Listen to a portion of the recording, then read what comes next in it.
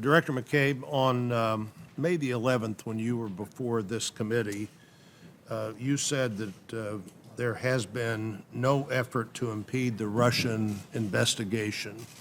Is that still your position? It is, but let me clarify, Senator. I think you're referring to the exchange that I had with Senator Rubio. And my understanding, at least my intention in providing that answer, was whether or not the firing of Director Comey had had a negative impact on our investigation. And my response was then and is now that the FBI investigated and continues to investigate, and now, of course, under the rubric of the special counsel, the Russia investigation in a appropriate and unimpeded way before Director Comey was fired and since he's been gone. Well, I think as I recall that conversation, it was a discussion about whether there were plenty of resources, whether the funding was adequate, and what you were reported to have said, I haven't looked at the exact transcript, but I have looked at the news article, was that you were aware of no effort to impede the Russian investigation. We did talk about resource issues and whether or not we had asked for additional resources to pursue the investigation. And I believe my response at the time was we had not asked for additional resources and that we had adequate resources to pursue the investigation. That was true then, is still true today. And you would characterize your quote as no effort to impede the Russian investigation as still accurate? That's correct. On the 702 issue, when the FBI wants to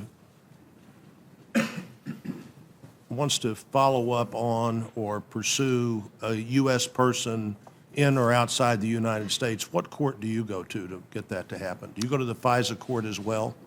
If we are seeking collection under 702? No, if you're, how do you relate to 702? Do you ever seek collection under 702? Sure, yes, we do. So so let me step back just a minute. So of course, when the FBI seeks electronic surveillance collection on a U.S. person, we go to the FISA court and get a Title I FISA order to do so.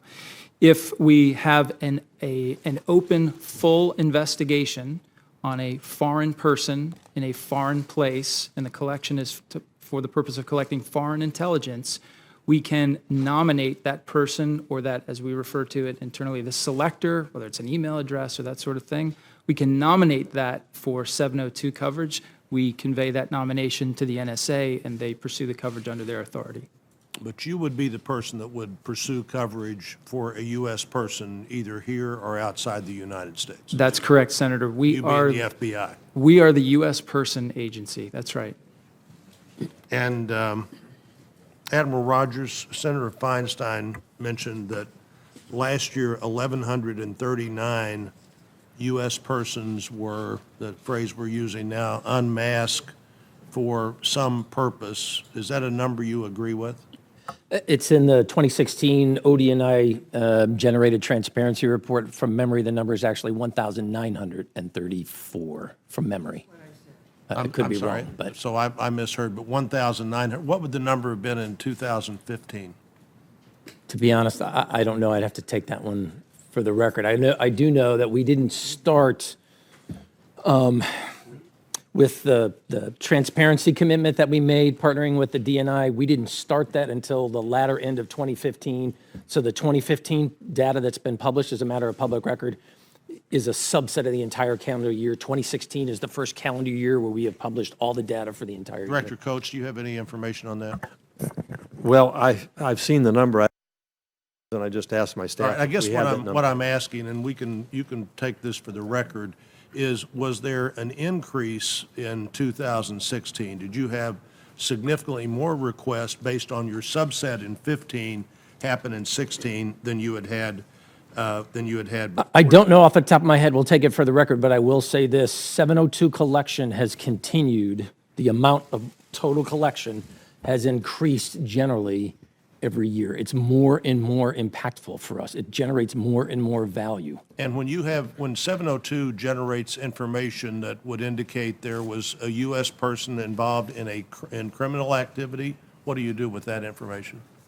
If we report it to either to DOJ and the FBI, because we're not a criminal organization. And what do you do if you get that information at DOJ, Mr. Rosenstein? information from a 702 collection that we become aware. clearly indicates there's a crime involving a U.S. person. I hesitate only because that's actually an FBI issue, so I would All right. defer to Mr. McCabe. Mr. McCabe? Sure. So we take that referral, and if that's a U.S. person, we begin to build an investigation aiming towards Title I FISA collection. With adequate protections for U.S. persons and that entire course. chain of course. transmission of material. That's right. Thank you, Chairman.